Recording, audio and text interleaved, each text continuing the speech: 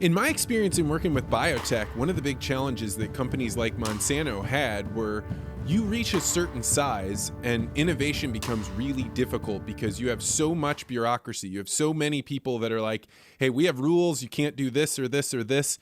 And so the way that they overcome, or I think a lot of large companies overcome the innovation trap, is that by sponsoring these things. So it's just a different way of where do you place the innovation? Is that true everywhere? Is this just an obvious observation? Yeah, there's a lot of bureaucratic reasons and a lot of political reasons. I'm dealing with one right now. It's an ag deal, and Monsanto, now Bayer, is a partner in it. But you get into a situation where you do a deal with their venture group. That's not the same as working with their ops group. And the ops group doesn't care about the venture group and their mission. They're totally separate.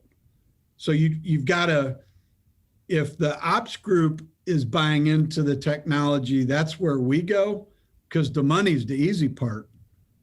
But your money adds no value if you're not actually going to push it through ops. So you gotta ferret through that dynamic and make sure that they're the same. One of the things in fintech we run into all the time is every big financial services company has a big tech infrastructure that they're paying for. So it's, in their mind, a fixed cost. So we'll go do the dog and pony. And guess what happens? The tech group says, well, we can just build this. Happens at Edward Jones all the time. And I'm friends with top people at Edward Jones. They say, we want to see all your stuff. And you could spend 3 months educating Ed Jones. And as soon as it goes to the tech group says, we've got 1,000 people here. We can just build this. And they'll spend 2 years trying to define what it is they're going to build. And we've run for 2 years. And now the company's, 4 or 5 times as big as it was. And then a lot of times we go back to them and they say, all right, we'll sign up.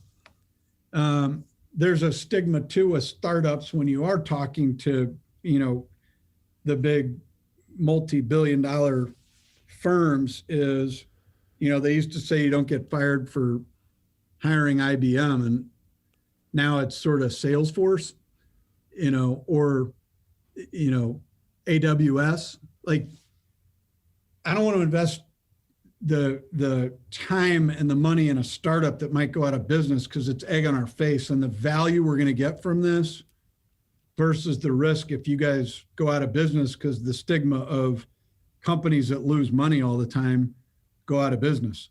And it does happen.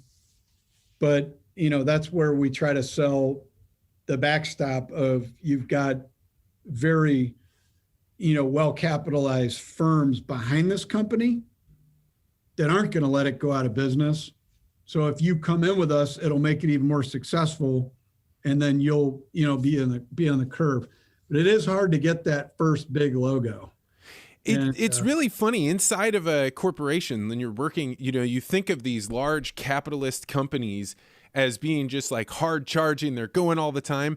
But once you're inside the walls of the company, there's a form of communism that goes on, right? It's like all of our printing services are done by our printing group. And that printing group now has no competition. They're the only game in town. The same thing with your IT infrastructure. And so within a large organization, the very problems that people have with communism is there's no incentive to work harder. It's really risk mitigation as opposed to driving forward the business.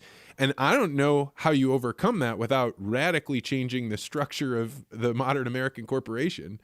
It's really hard, and those are the barbells, right? You've got big bureaucratic corporate, and then you've got small, nimble startup. And it's fascinating when you're running those traps. And at the end of the day, the big bureaucratic corporation mints money. They're doing something right. And, they've got a trusted group. And we find that our stuff is so small in their big organization, when they're dealing with the printing group and the web group and the, HR group, they've got all these groups doing all these things. When you're trying to take one little thing, it's sort of minuscule and it's not worth anyone's time to change, the direction of the aircraft carrier. And that's the biggest problem. And we spend a lot of money trying to educate them on why it makes their organization better. And most fintech stuff is efficiency of people. So that's what you're saying is we're not telling you to change the way you're doing stuff. Keep doing what you're doing. Let us take this little piece because none of you like doing it. And that's a big fintech thing. Another thing is, about half the money, when you do a fintech deal, about half the money goes to business development. It's hiring salespeople, it's spending money on marketing, it's customer acquisition. And about half the money goes to product. I mean, you're in manufacturing, you're buying plants, property, and equipment. In technology, you're adding lines of code. You got to keep features and functions constantly going. So, use of proceeds is usually about half at our stage is usually about half customer acquisition and half product development. Thanks for checking out this podcast short. If you like this interview, make sure you hit the like and subscribe button and hit that bell so you always get notified about this podcast. And if you're really interested in conversations like this, you may want to consider joining the Articulate Ventures Network. To find out more, go to network.articulate.ventures.